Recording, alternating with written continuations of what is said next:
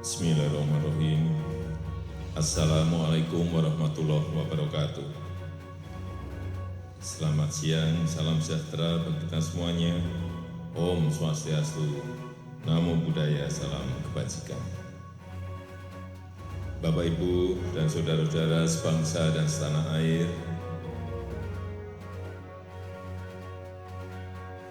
sejak kita mengumumkan adanya kasus COVID-19 di awal bulan ini, saya telah memerintahkan kepada Menteri Kesehatan dan kementerian terkait untuk meningkatkan langkah-langkah ekstra dalam menangani pandemi global dari COVID-19.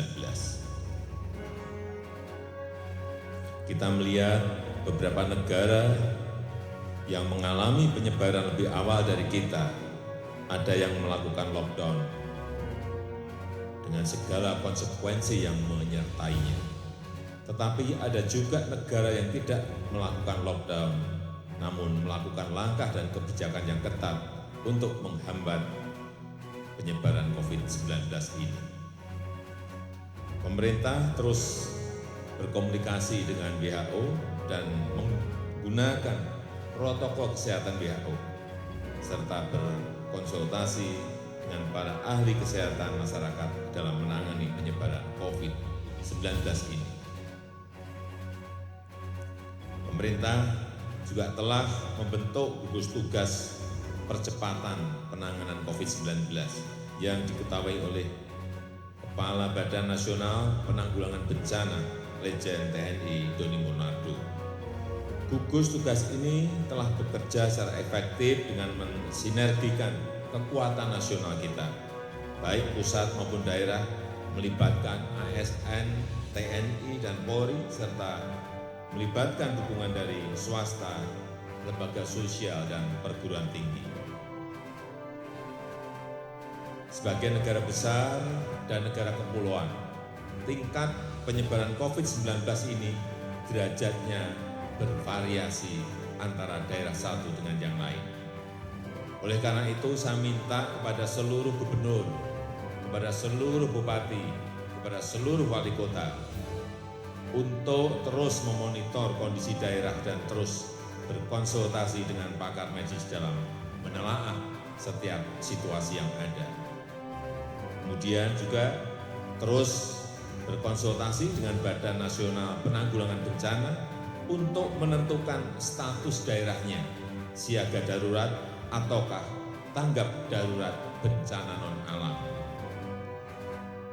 Berdasarkan status kedaruratan daerah tersebut, jajaran pemerintah daerah dibantu TNI dan Polri, serta dukungan dari pemerintah pusat untuk terus melakukan langkah-langkah yang efektif dan efisien dalam menangani penyebaran dan dampak COVID-19.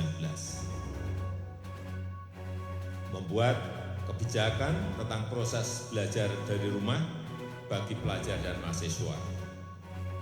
Membuat kebijakan tentang sebagian ASN bisa bekerja di rumah dengan menggunakan interaksi online, dengan tetap mengutamakan pelayanan yang prima kepada masyarakat. Kemudian menunda kegiatan-kegiatan yang melibatkan peserta yang banyak orangnya,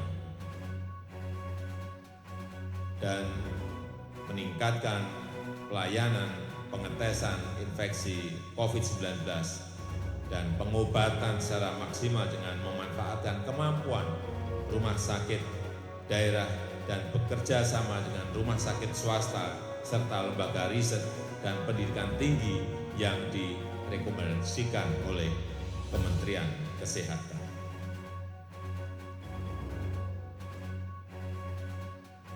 Saya sudah memerintahkan untuk memberikan dukungan anggaran yang memadai untuk digunakan secara efektif dan efisien. Yang pertama, merujuk pada Undang-Undang Nomor 24 Tahun 2007 tentang penanggulangan bencana yang memungkinkan pemerintah dan pemerintah daerah untuk memprioritaskan menggunakan anggaran secara cepat. Selain itu, Menteri Keuangan juga sudah mengeluarkan peraturan dan pedoman untuk penyediaan anggaran yang diperlukan oleh seluruh kementerian lembaga dan pemerintah daerah dan gugus tugas percepatan penanganan COVID-19. Peraturan ini memberikan landasan hukum agar pihak yang relevan dapat menggunakan anggarannya dan mengajukan kebutuhan anggaran tambahan untuk menangani tantangan penyebaran COVID-19. Dampak pandemi COVID-19 ini telah memperlambat ekonomi dunia secara masif dan signifikan, termasuk terhadap perekonomian Indonesia. Untuk itu, pemerintah telah dan terus melakukan langkah-langkah cepat untuk mengantisipasi beberapa dampak ini. Pemerintah memastikan ketersediaan bahan kebutuhan pokok yang cukup memadai untuk memenuhi kebutuhan masyarakat. Pemerintah juga telah memberikan insentif kebijakan ekonomi sebagaimana telah diumumkan oleh Menko Perekonomian dan jajaran Menteri Perekonomian untuk menjaga kegiatan dunia usaha yang telah berjalan agar tetap berjalan seperti biasa. Saya juga minta kepada kepala daerah untuk mendukung kebijakan ini dan melakukan kebijakan yang memadai di daerah. Saya dan seluruh jajaran kabinet terus bekerja keras untuk menyiapkan dan menjaga Indonesia dari penyebaran COVID-19 dan meminimalkan implikasinya terhadap ekonomi Indonesia. Sebagaimana kemarin telah disampaikan bahwa salah satu menteri kami terdeteksi positif terinfeksi COVID-19. Langkah-langkah antisipatif telah dilakukan dan saya yakin bahwa para menteri tetap bekerja penuh seperti biasa. Bahkan hari-hari ini para menteri bekerja lebih keras, walaupun sebagian dilakukan dengan cara online untuk mengatasi isu kesehatan dan mengatasi dampak perekonomian akibat COVID-19 ini. Terakhir, kepada seluruh rakyat Indonesia, saya minta tetap tenang, tidak panik, tetap produktif dengan meningkatkan kewaspadaan agar penyebaran COVID-19 ini bisa kita hambat dan kita stop. Dengan kondisi ini, saatnya kita kerja dari rumah, belajar dari rumah, ibadah di rumah. Inilah saatnya bekerja bersama-sama, saling tolong-menolong, dan bersatu padu, gotong royong. Kita ingin ini menjadi sebuah gerakan masyarakat agar masalah COVID-19 ini bisa tertangani dengan maksimal.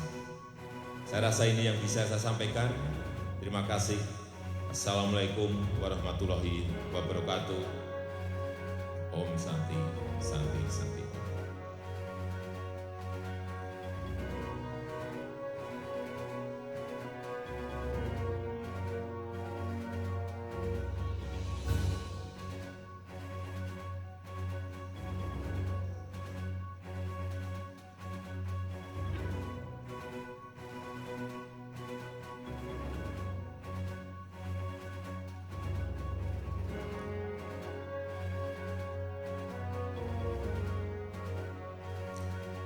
Pagi ini telah dilakukan pengetesan untuk para menteri.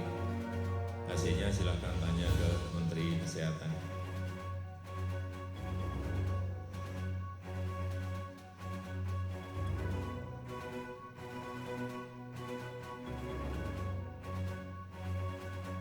Tidak ada. Kesehatan tetap nomor satu. Kesehatan rakyat tetap nomor satu.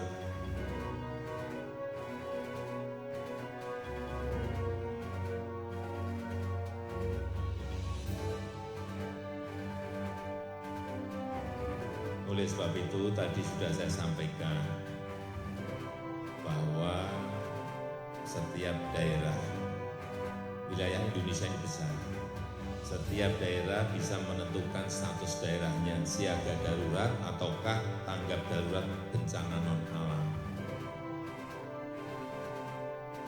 Dan yang paling penting menurut saya saat ini adalah social distancing.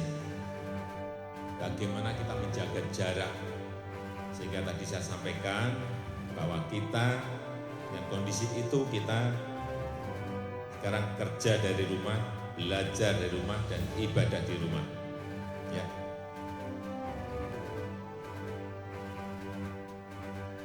Ya. Semua sore ini